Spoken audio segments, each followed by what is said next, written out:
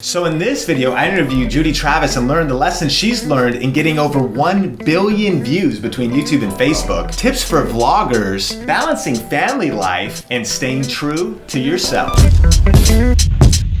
Hey, what's up guys? I am here with Judy Travis from ItsJudySlife. Hi guys! And so excited to have you on today. We've known each other for a lot of years. And for those who maybe don't know that are watching this, you've been on YouTube for over 8 years. Yeah, has it been that long? Wow.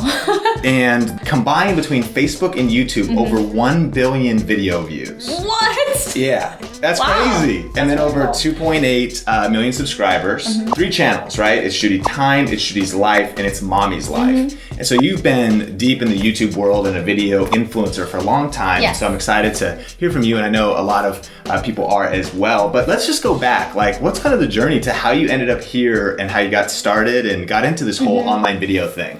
Well, actually, it started back in 2008, and I was a college student studying psychology. I worked at a foster care agency part-time, and I also worked at a makeup store, and that's when I really found my passion for makeup. And I discovered a YouTube video. I think one of the first YouTube videos I saw was it was Michelle Phan, and it was a girl in her room teaching how to do a smoky eye in 3 minutes. And to me, that was, back in the day, 3-minute videos were very foreign because that was longer than normal. Usually there were 30-second clips of pandas sneezing, cute little clips. And so when I discovered YouTube, after watching Michelle Phan's video, I discovered this really tiny beauty community. And everybody knew each other, everyone commented on each other's videos. And I decided, hey, I want to try a video. And I recorded my very first on how to curl your hair with a curling iron. I don't even know if that video is still up. I may have deleted it. I don't remember.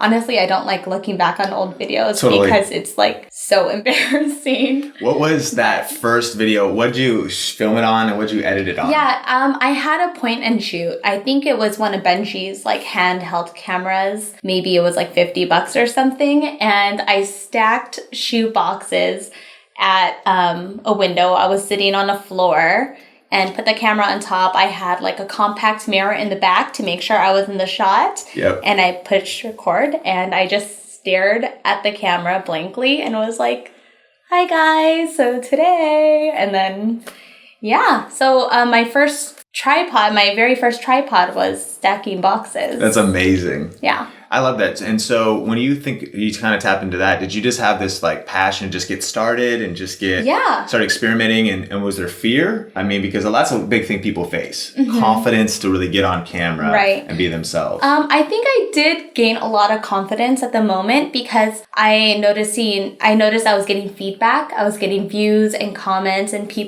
girls my age or even younger, were saying, hey, can you show us how to do a smoky eye or how, this color combo.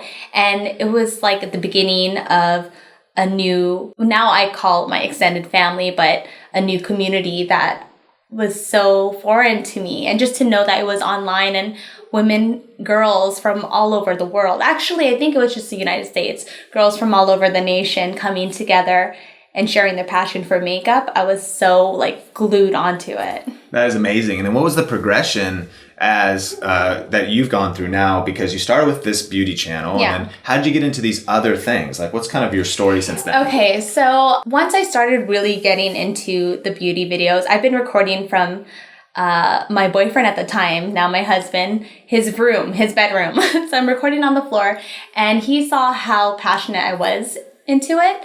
And so he gave me his office. He's like, here, honey. Oh, he bought me a vanity. I thought that was so sweet. It was my very first vanity. And he set it up in his office, and I was able to record over there. But the background was obviously his inspiration board. It was his computer. And sometimes he would be sitting in the back while I was doing my makeup. I remember those, sitting on the exercise ball sometimes too. Yes, and sometimes he'll be eating an orange or whatever, have headphones on. And people were asking, who is that guy behind you? He is so cute. We want to know more about him. So that's when I thought, okay, well, I'll start a personal channel called ItsJudysLife. And that will be more casual, more vlog style. It won't be as much beauty. And that was the birth of It's Judy's Life. I think that was in 2010. So I was doing YouTube for about 2 years. Interesting. And then it didn't start with vlogs, or was it vlogs right off the get-go? I don't even remember what the first video is, but it was more vlog style. Okay. I remember, especially one day I picked him up from his real estate business and I was like, hey, I'm going to go get Benji and we're going to eat Thai food. We have this coupon and we're going to try it out. I literally remember picking him up and then like recording him as he's getting into the car thinking this is kind of weird, but fun at the same time to share my life outside of in front of the camera talking about makeup. That's awesome. Now, one of the big questions that a lot of times people have is, what kind of channel should I start? And you started with beauty and kind of built it up there, and then you moved to vlogging. What advice would you give people today on that? Some people are wanting to start with vlogging, but do you think that's important that maybe you kind of carved out, influence in that space first? Or what would you think if you had to start over today? I would recommend that somebody start a channel specifically on what they're passionate about first. Get that done because especially even today, when you have multiple channels, you're juggling and you cannot focus on one thing. Whatever it is you're passionate about, whether it's cooking or makeup or driving nice cars, whatever it is, focus on that one thing. So that way you're kind of known as that person. That's really great advice. And then from that, then there might be a group of people that are interested in kind of like the daily life type of things. Exactly. So then create another channel or even slowly incorporate it into another channel. But stick with one first, especially if you're starting off new. Such good advice. Now, saying that and something that you've had to juggle, what does your workflow look like between daily vlogging, keeping up over the years and spent different seasons, but of course with ItsJudyTime, and then ItsMommysLife, and juggling different channels, and maybe people knowing the pressure of that or trying to do that themselves? What are some of the things you've learned? Having, especially if you have a family, having a very strict schedule and time blocking is so important. For me right now, I'm wanting to do more mommy videos on my mommy channel, and it's hard because all of my time blocking is committed towards It's Judy's Life, which is our daily vlogs. And while the girls are napping, that's when I'm working on It's Judy's Life. Now that we're starting to introduce a new schedule for the girls and having them get out of the house more, I'm finding more time, and that's when I will find time to do It's Mommy's Life or record a first impression makeup video for ItsJudyTime. So unless you have that commitment of time blocking, it's really hard to stay consistent with your videos. That's a great tip. Now, there's a lot of people just starting out. You shared some tips there. But what about for established YouTubers? So maybe they're already doing it. They're already maybe making a living off it, but they're kind of trying to grow. What are some of the things you've learned, obviously, in having people trying to, networks and having people maybe trying to get you to do certain things and trying to stay true to yourself, things like that? Like, what are your advice for those that are trying to navigate those waters of YouTube and they're already established? Well, my tip is definitely to be true to yourself, because once you get, I guess you could say established, that's when companies and sponsorships and the money flow could get really tempting. But once you jump into that, like sponsorships or brands that you don't completely believe in, that's when you start to lose yourself. And I believe that your audience will see it. Yeah. And having that trust and loyalty from your audience is really important. Yeah. So sometimes say no to the deal, no matter what the amount is. Yeah. You need to believe in the product 100%. Don't be pressured into doing deals from networks or from anybody in your team or whatever. Just do you. Yeah. And that will lead you to success in your heart. That's such a great advice. And obviously, from observing you too, you really have stayed true to yourself. I think that's one of the things that resonates with the audience is authenticity and integrity. Now, saying that, what is your heart behind your content? Because I think one thing that I think is important, especially video influencers audience, to know is that content has to be good. You do got to Like sometimes people are like, oh, anybody could just jump on YouTube. But your stuff has been good. You've come with a unique perspective. You've grown your quality over the years. Well, I think of my audience. What is it that I would like to see? When I edit the vlogs, I want to make it comical or fun and not drag out. So utilizing YouTube music, adding that in, it creates emotions. It creates creativity. I mean, just knowing what it is that would make you happy, knowing what your audience wants. Yeah, just putting myself in the viewer's eyes. What is it that they want to see? And what is it that I am passionate about? Obviously, I'm passionate about my girls. Yep. I love recording them. Actually, when I was a little girl, my father was out to sea because he was in the Navy. So he was gone a lot for like 6 months at a time. And I grew up in front of the camera. My mom had this huge... What were they called? Video cameras? Oh, yeah, like a camcorder? Camcorder. Oh, like the old school, yeah. And she'd say, Judy, or Judith, Jen, sing a song, or we would do karaoke. I remember singing Debbie Gibson. My sister and I would sing Debbie Gibson, and we had our little fanny packs, and we would sing to the camera to our dad.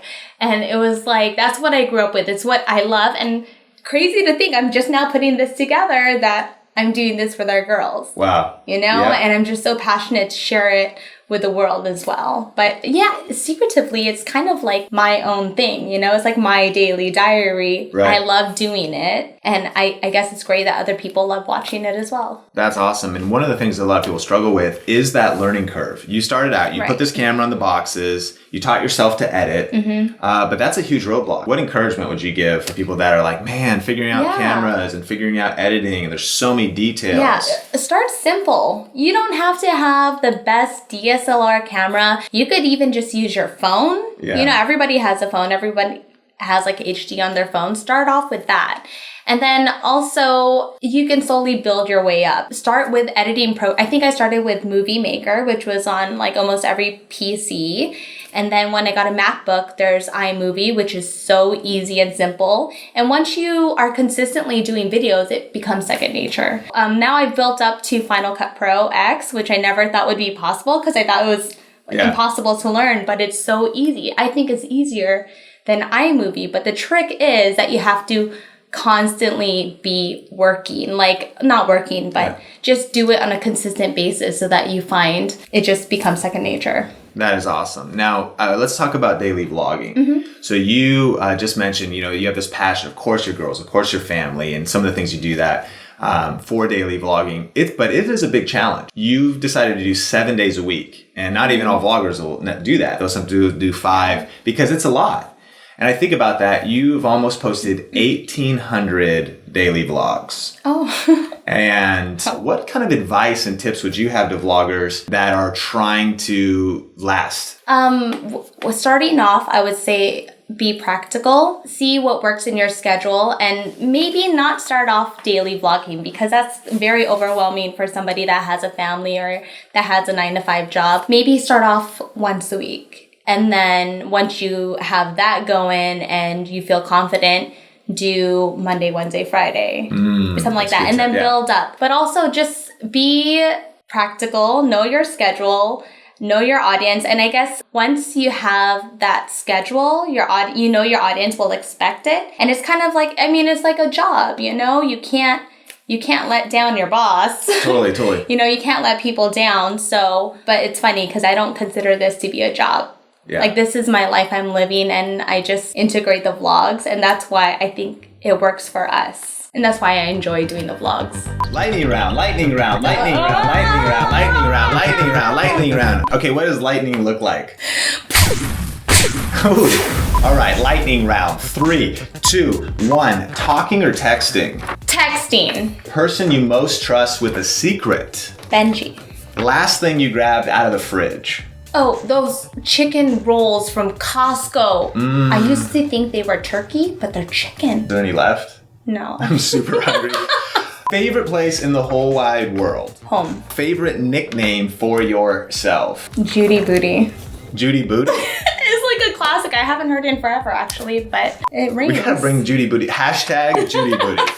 Biggest pet peeve. Oh, when Benji doesn't put the diaper, when he just leaves it in the girl's bedroom and then their whole room smells like a diaper all day. Yeah. He just needs to just take it out. Just take it out. Even if it's in the hallway, I don't care. Just not in the room. That's big pet peeve. Cat or dog? Dog. Last song you had on repeat. Na na na na na na na na na na na na na na here. Na na.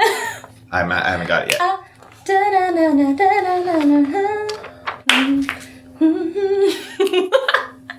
Anywhere but here. If you could only have one thing during a zombie apocalypse, one item that you could take with you, what would it be?